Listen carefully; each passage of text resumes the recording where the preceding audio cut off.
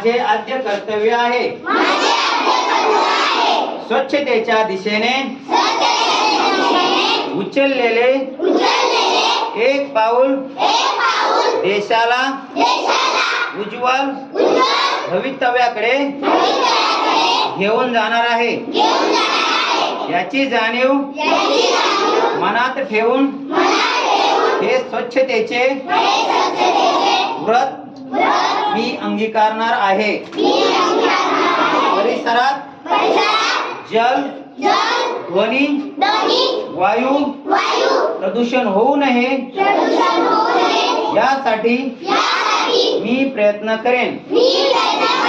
कचरा व्यवस्थापनाचे तंत्र योग्य पद्धतीने वापरेन। नियमित श्रमदानाने शाळा परिसर स्वच्छ ठेवेन।